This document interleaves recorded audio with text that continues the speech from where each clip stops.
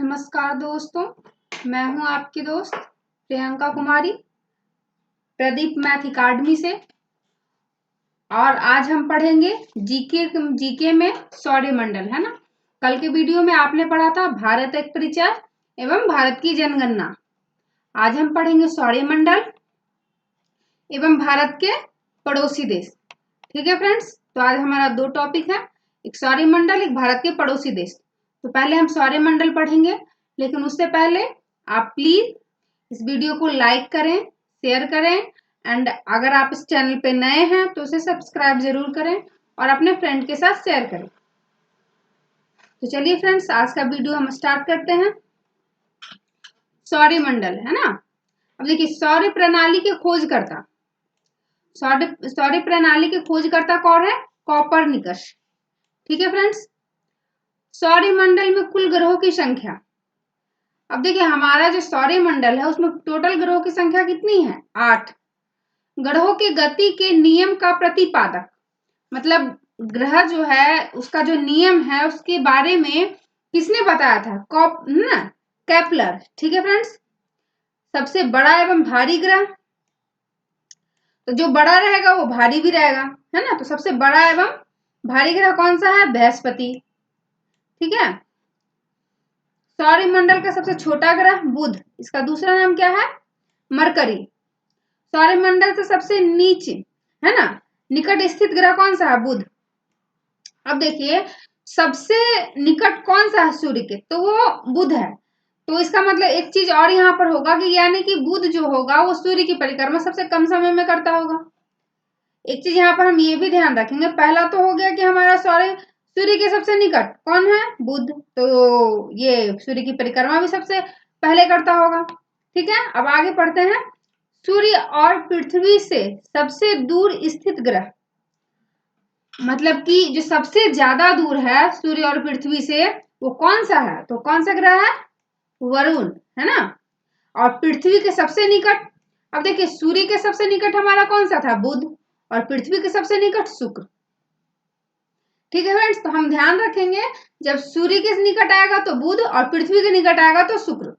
ठीक है, और शुक्र में और बहुत सारी चीजें हम आगे जाके पढ़ेंगे, जैसे शुक्र को पृथ्वी की बहन कहते हैं। क्यों? क्योंकि ना वो शुक्र में जितनी भी क्वालिटी है, जो उसका गुण है, वो लगभग लगभग आपको पृथ्वी के बराबर ही मिलेगा पढ़ने के लिए। और भी बहुत सारी चीजें हम आगे जाके पढ़ेंगे जो कि पृथ्वी और शुक्र में सेम सेम है, मतलब कि बराबर बराबर है। ठीक है, अब देखिए, पृथ्वी की त्रिज्या मापने वाला, हमारा जो पृथ्वी है, जो अर्थ है, उसकी त्रिज्या मापने वाला पहले कौन थे? इरोटोस्थनीज। ठीक है फ्रेंड्स, पृथ्वी के पड़ोसी ग्रह। अब देखिए आगे आपका, अब हमने ऊपर पढ़ा था कि पृथ्वी और सूर्य के, है ना, निकट, तो सूर्य के निकट कौन सा था? बुध। तो पृथ्वी के निकट कौन सा था? शुक्र। तो पृथ्वी का पड़ोसी ग्रह तो शुक्र होगा ही होगा, है ना। शुक्र तो आएगा ही, लेकिन उसके अलावा और कौन सा है? मंगल। तो पृथ्वी का पड़ोसी ग्रह कौन कौन सा है? 2 है, एक शुक्र है, दूसरा मंगल है, सूर्य का बुध। ठीक है, पृथ्वी के उपग्रह, अब पृथ्वी का उपग्रह कौन है? चंद्रमा। इसे कौन सा ग्रह भी कहते हैं? जीवाश्म ग्रह। पृथ्वी का निकटतम तारा, अब देखिए यहाँ पे आप एक चीज गौर कीजिएगा, सूर्य क्या है? सूर्य एक तारा है। ठीक है, सूर्य एक तारा है, और उसके बाद बोला गया है पृथ्वी का निकटतम तारा, तो कौन है? शुक्र, सॉरी सूर्य, है ना। तो आपको ये पता होना चाहिए कि अगर आपसे ये पूछ दिया जाए कि सूर्य क्या है? ग्रह है, तारा है ना, उपग्रह है, क्या है? तो आपको एक चीज यहाँ पर से 2 क्वेश्चन है, एक तो पृथ्वी का निकटतम तारा और एक शुक्र क्या है ना। तो क्या है? शुक्र तारा है। अब देखिए, सूर्य का निकटतम तारा, सूर्य का निकटतम तारा कौन है? Proxima Centauri. सर्वाधिक चमकीला एवं गर्म ग्रह शुक्र। ठीक है, सबसे चमकीला और सबसे ज्यादा गर्म कौन सा ग्रह है? शुक्र। सर्वाधिक ठंडा ग्रह कौन सा है? वरुण। अब बताइए कि सब सर्वाधिक ठंडा ग्रह है, तो आपको पता है ठंडा ग्रह क्यों है? क्योंकि हमने इसके ऊपर में पढ़ा था कि सूर्य और पृथ्वी से सबसे ज्यादा दूर जो ग्रह है वो कौन सा है, वहां हमने पढ़ा था वरुण। तो अब देखिए सूर्य गर्म होता है और ये सूर्य से सबसे ज्यादा दूर पर है, तो यहां से ये पता चलता है कि सूर्य से ज्यादा दूर है, इसलिए सबसे ठंडा है। यहाँ पे दो क्वेश्चन है, एक क्वेश्चन तो आपने ऊपर पढ़ा था और एक ये है, ठीक है। ये सूर्य और पृथ्वी दोनों से सबसे ज्यादा दूर है, और ये चूंकि सूर्य से सबसे ज्यादा दूर है तो ठंडा ऑब्वियसली होगा।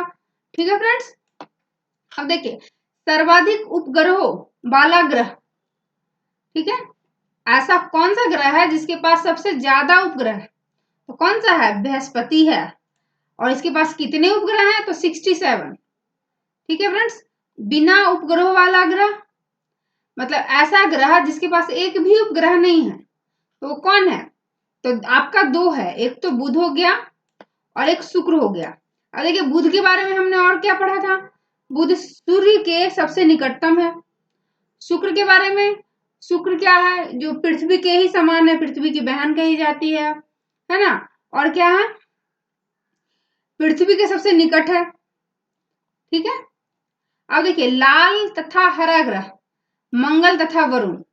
अब देखिए आप मंगल, ठीक है, मंगल ग्रह कैसा है, लाल। ठीक है फ्रेंड्स, और हरा ग्रह कौन है, वरुण।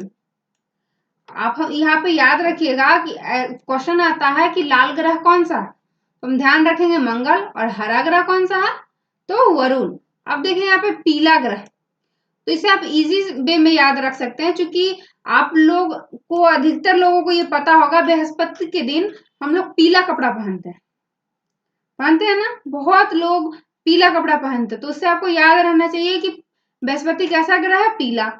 और नीला ग्रह कौन है, तो पृथ्वी। और नीला ग्रह ये क्यों है, क्योंकि यहाँ पे जल पाया जाता है।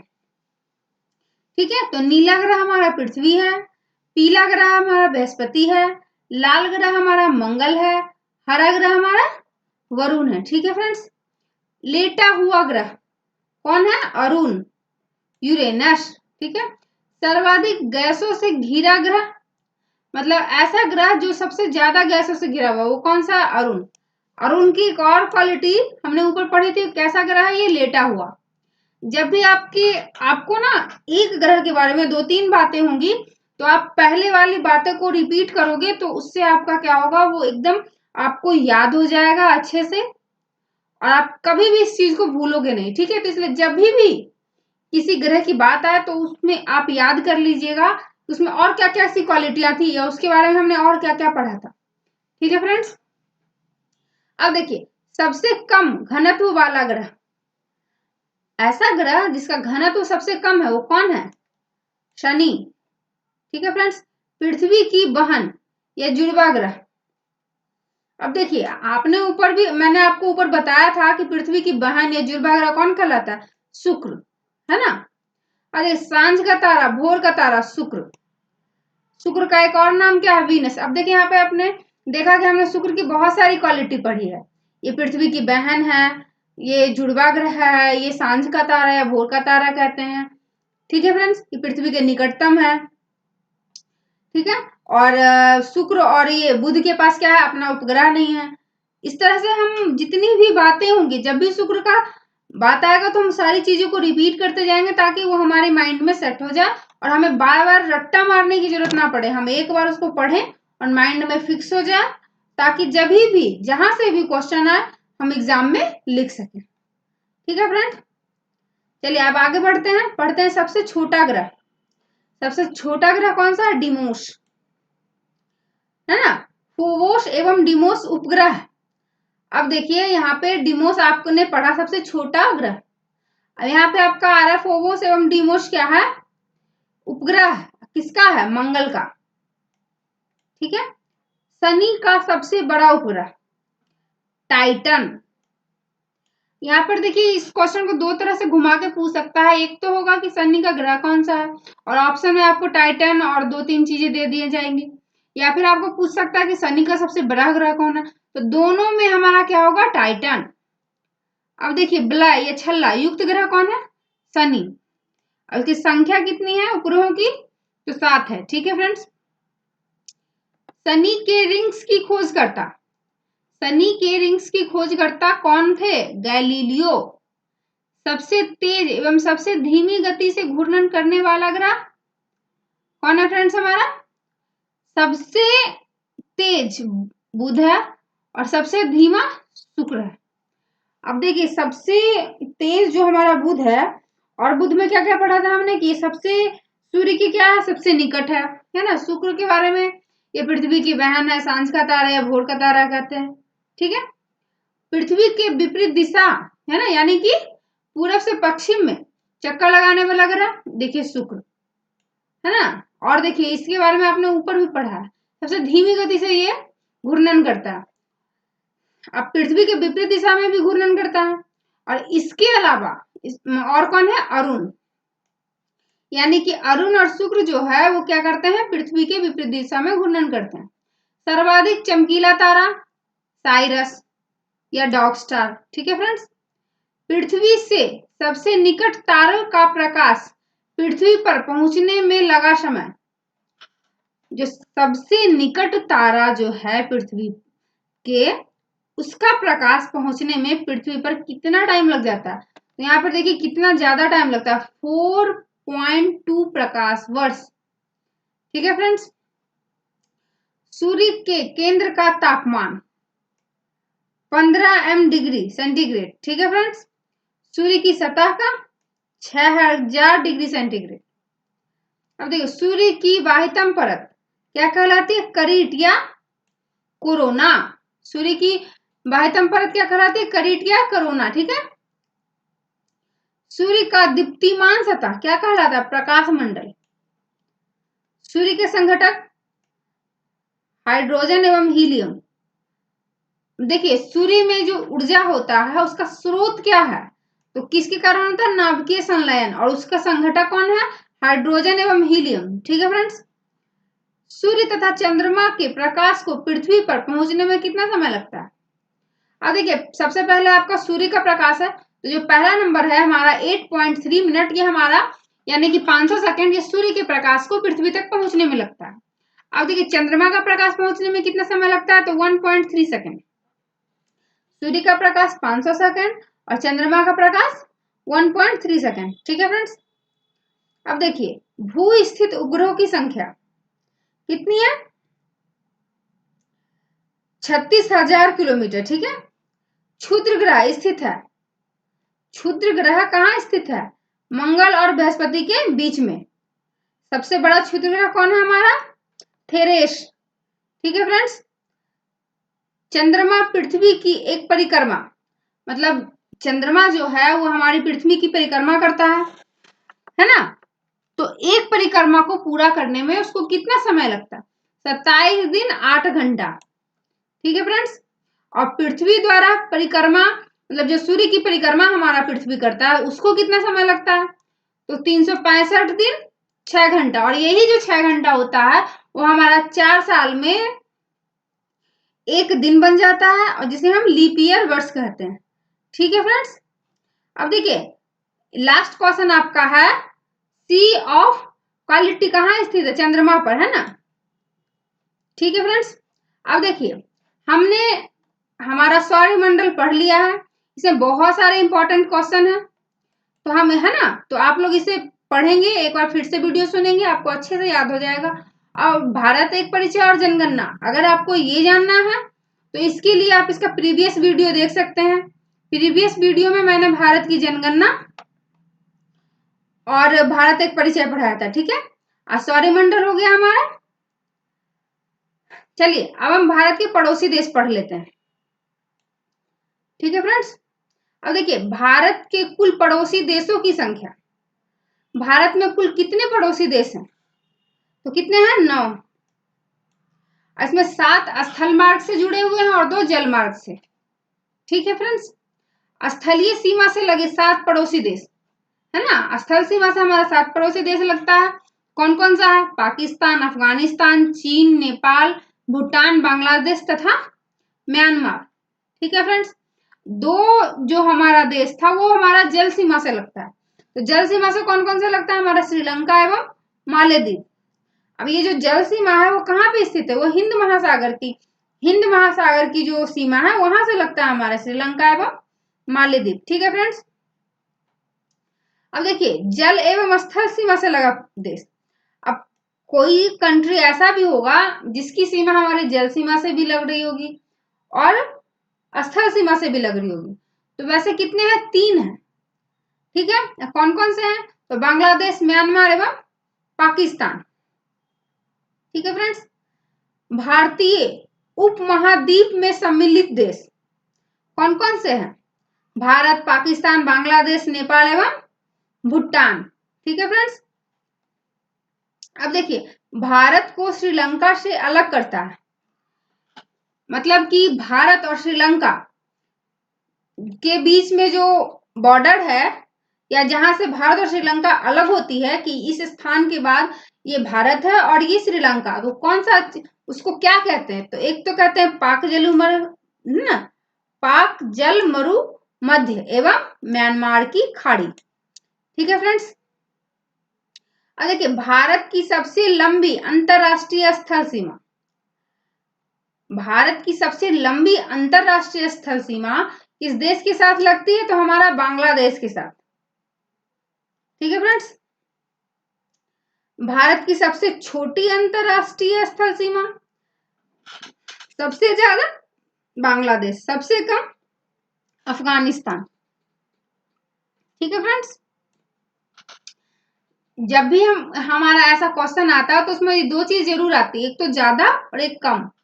ठीक है, तो हम ध्यान रखेंगे ज्यादा हमारा बांग्लादेश के साथ है और सबसे छोटी अंतरराष्ट्रीय स्थल सीमा अफगानिस्तान के साथ। अब देखिए हमारा 3 तरफ से बांग्लादेश से घिरा राज्य, मतलब ऐसा कौन सा राज्य है जिसका 3 साइड से बांग्लादेश पड़ता है? तो कौन सा है वो? त्रिपुरा।